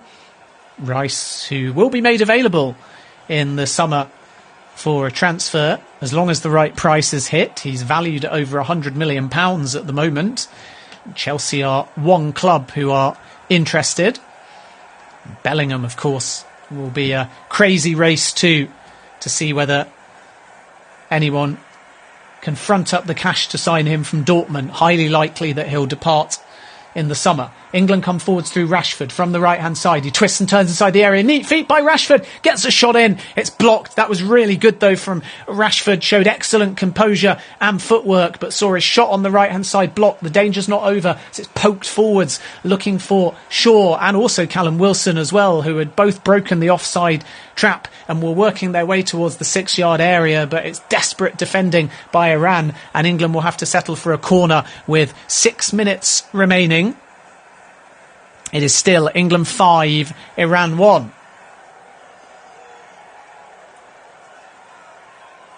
Luke Shaw will take the corner. It's going to be an outswinger from the near left-hand side.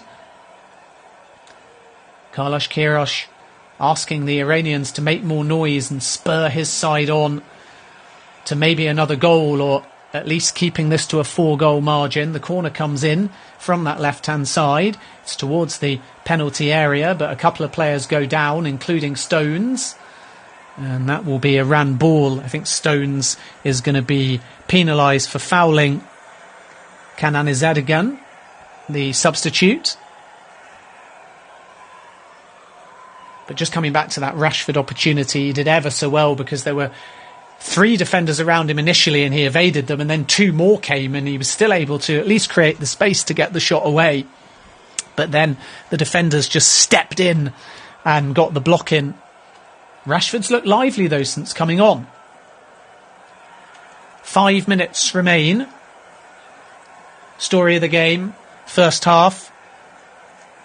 Berenvold, the goalkeeper, got what looked at face value to be a concussion-related injury after colliding with his own player, Husseini, and also falling to the ground.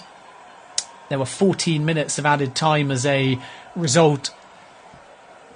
And that meant that England took a while to get going. But Jude Bellingham's glancing header kicked things off. Saka then scored a wonderful volleyed finish, and Raheem Sterling prodded one in as well. And it was 3-0 to England. And they were in cruise control at that point. Saka then guided in a fourth into the corner. A composed past finish. And Marcus Rashford came on and got a goal too. Also able to hot foot into the area and then pass it into the corner.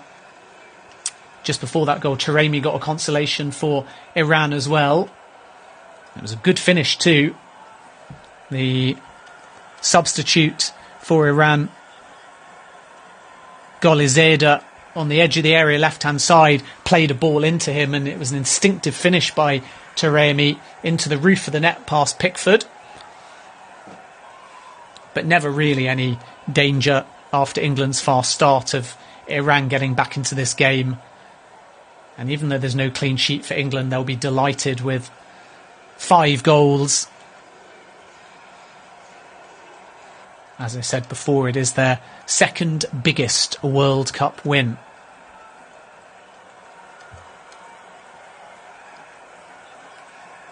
So, heading to the final few minutes, make sure that you join us for the last 2 games of the day. Netherlands, Senegal, and Wales, USA. Wales, USA, intriguing for sure.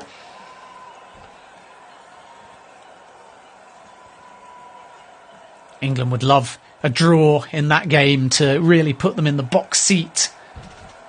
But either way, I mean, they're going to, in all likelihood, be top of this group now because of the 5 goals that they've scored, and that gives you 2 bites at the cherry to try and go through. And if they can beat the USA, then England will be through with a game to spare. And at that point, they can think about resting players against Wales.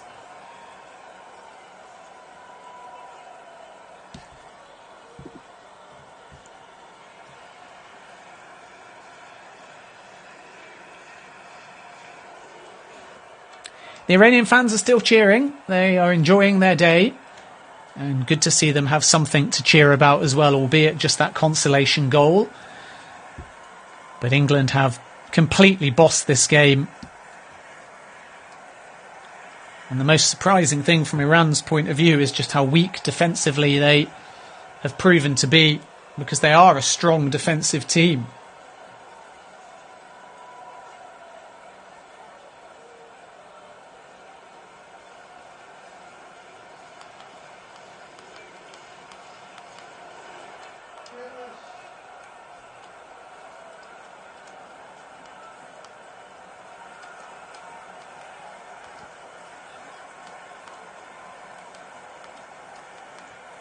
Don't underestimate the importance detrimentally of that Berenvold injury to Iran. He's a really key player, and I think a lot of the stoppage had a negative effect on Iran rather than on England. Can England find another goal to equal their biggest ever World Cup win? Shaw's on the ball. Dyer now. Spread out to the right-hand side. Stones moves it forwards. Rashford is involved in a little flick on. Bellingham plays an incisive ball to the right-hand side. Jack Grealish is making a run into the area. He's unmarked. The cut back to Grealish. The tap in. And England have a sixth. Callum Wilson involved in the build-up. Jack Grealish with a morale-boosting goal just a minute before the 90. England with a devastating break down the right-hand side. It was a wonderful ball by Bellingham to Callum Wilson, who came surging forwards down the right-hand side. And the Newcastle striker was really unselfish. He cut it back to Jack Grealish, and it was a tap-in for the Manchester City man. England with a great team move to round things off, and Grealish just dropped back and waited, and then all he had to do was tap it in. Phil Foden was also unmarked at the back post as well, but Wilson looked up. He could have easily gone for goal himself, but he delayed and delayed and delayed, and then drew the goalkeeper and cut it back to the unmarked Grealish just in front of the 6-yard area, and it's a tap in for Jack Grealish. And England have equalled their biggest ever World Cup win. It is England 6, Iran 1. Jack Grealish just bobbling the shoulders in celebration as well. It's not always about scoring a decisive goal or a winning goal, because Iran's heads are down and it's the simplest goal that Jack Grealish will score. Sometimes it can just get you going, getting on the score sheet, and when you have Grealish scoring, Rashford scoring, both off the bench, Saka with a brace, Sterling needed a goal as well. And of course, Bellingham is just young, and at this World Cup, for him to get the opener too, there's just a lot of players that are going to leave with big smiles on their faces. And that's why the sixth is really important on a personal level for Jack Grealish. And who knows, maybe England at this tournament as well. Board is up for added time. And we expect there to be 4 minutes of it, of which we have played 30 seconds.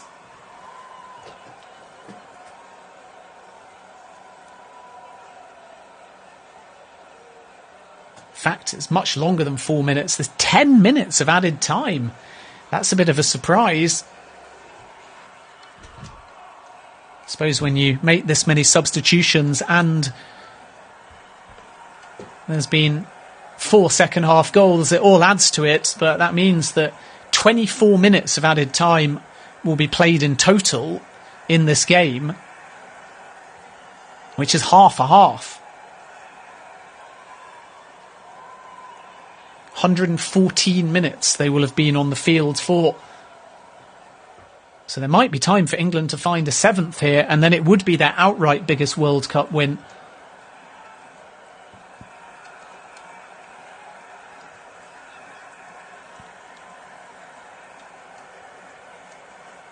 Two minutes of the added time have been played. 8 minutes of it remain.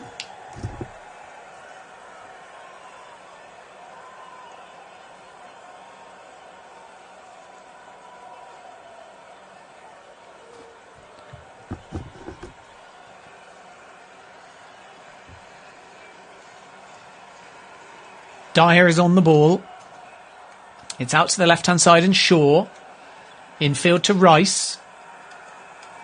Now Foden turns well, surges over the halfway line. Great strength by Foden. He lays it off to Rashford. It's now spread to Grealish, who's hugging the left touchline, 30 yards from goal. It's back to Bellingham. He changes the direction to the right-hand side. Rice is calling for it. Instead it goes to Stones, who trots over the halfway line and then chips it up to Bellingham, who glances the ball on there to Grealish, who's by the corner flag. Grealish slows things down, looking for options. 7 minutes remaining. Now it's with Bellingham, chips it in towards the near post, but it's too close to Hosseini, the sub-keeper, who will gather the ball, bounce it a few times, and just waste as much time as he possibly can, because he knows the game is lost. And this, in the end, is an embarrassing scoreline for Iran. Far more so, in fact, than Qatar last night. Bellingham has it in central midfield. He will chip it out to Trippier, right-hand side. Bellingham once more, who's been involved in everything and has got a goal. Saka, remember, with 2 goals at his first World Cup, he's been substituted since. Luke Shaw has it inside his own half. It's played down the line to Grealish, who is fouled. And England will use this free kick as an opportunity to waste a few more precious seconds. Just under 6 minutes remain. Dyer has it. Rice comes forwards with purpose, really stretching the legs. He's gained a good 20 yards there. Now Rashford can't find a teammate as he tries to chip it in towards the area. Grealish is calling from it on the edge of the area, though. He'll leave it for Rashford. Shaw now. Everyone behind the ball for Iran except for Azmoun. Dyer on the halfway line. Stones. And England going backwards and managing out this game. And Dyer all the way back to Pickford, who, although he's conceded, hasn't really had to make an out-and-out save.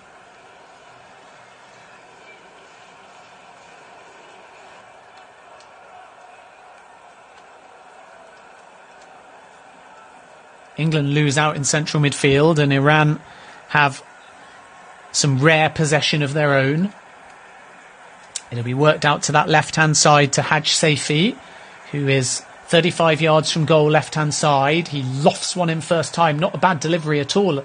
Nearly found Taremi. It will be picked up by Mahamari, who will put a bad cross in that was intended for Azmoun, but I think he sliced it slightly and it forced Azmoun to move backwards right to the edge of the area, and he couldn't recover the ball. No counter-attack on for England because the long ball down the right was too strong for Callum Wilson.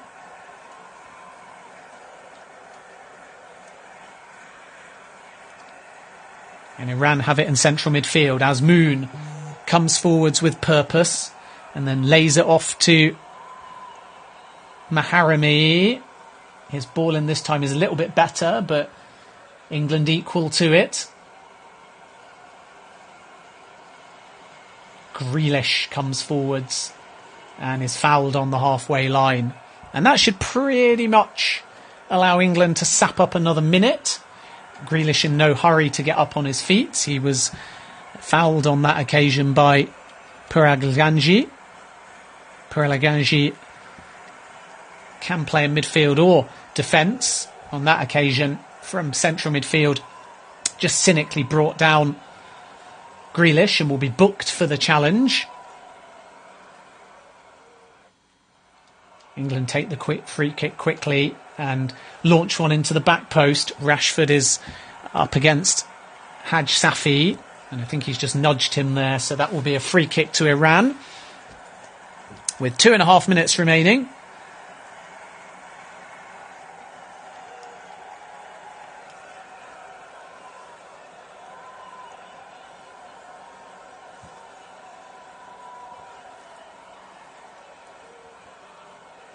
England 6, Iran 1. Story of the game, Beren van, the home goalkeeper, after a lengthy stoppage was substituted, and then England really got going after that. Jude Bellingham's glancing header was the opener on 35 minutes, but really much earlier in the game in terms of actual play. Saka then scored a brilliant volleyed finish, and Raheem Sterling poking one into the right-hand corner in injury time for 3-0. Here come Iran down the left-hand side. It's a long ball forwards to Azmoun, who's going to hit this first time, and that's come back off the bar, and Pickford almost beaten again. It was a lovely break. It was a short ball. England caught cold defensively. Azmoun timed his run well, and then he just kind of created space with his body to take a right-footed effort, and Pickford might have even got the slightest of touches there onto the bar, and if he has done, that's an absolutely super save, and it crashes back off the bar, and Iran nearly scoring right at the close of the game.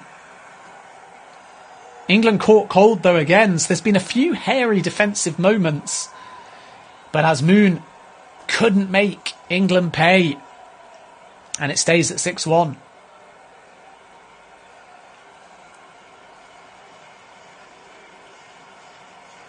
And now Iran have won a free kick as well on the edge of the area.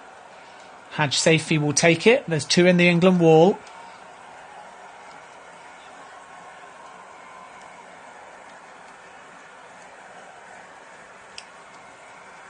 Foden and Grealish are the two England players. Hadj Saifi standing over the ball. It's going to be an in-swinger. It's a good position to put this right into the 6-yard area. In it comes from Hadj Saifi now. It's a delivery that's too close to Pickford, who punches it away, and it's an Iran throw-in, and there's 1 minute remaining, and that should just about do us.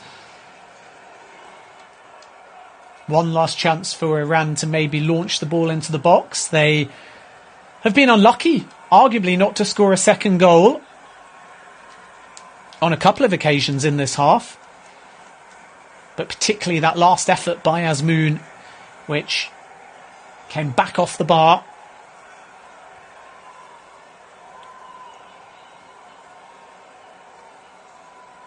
England 6, Iran 1. And there's 15 seconds remaining now. Referee's just deep in conversation with a number of players to make sure that there's no argy-bargy. In fact, something's going to be looked at here on VAR as well, for a possible penalty to Iran.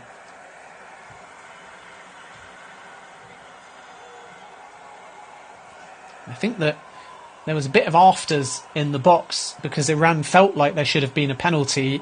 So the referee's going to go over and take a look on the screen.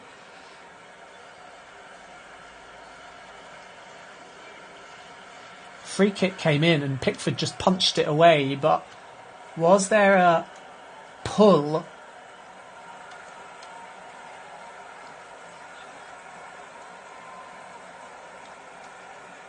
By John Stones on Pourleganji that was stopping him from getting close to the goalkeeper. Certainly the Iranian player went down pretty easily, but there is contact between Stones and the Iranian shirt. And the referees look long and hard at this on the screen. And after a VAR review, is he going to give a penalty?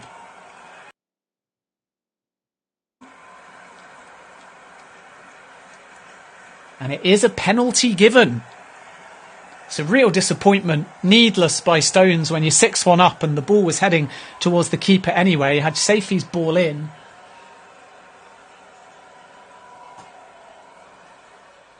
And there was like a sandwich of Stones and Shaw, and down went the player. And this will give Taremi the opportunity to add a second against Jordan Pickford, which would be really disappointing for England to concede two. And Taremi is a good penalty taker as well. So 90 plus 13, Taremi up against Jordan Pickford.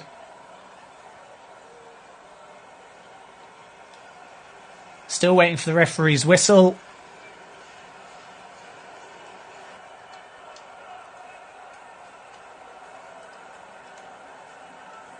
Taremi eyeing this ball up. Important for him. Chance to get a brace, having scored the opener this half as well. So Taremi against Pickford. The whistle blows. Up steps the Iranian. He scores into the bottom right-hand corner. England will be fuming. A sloppy penalty to give away.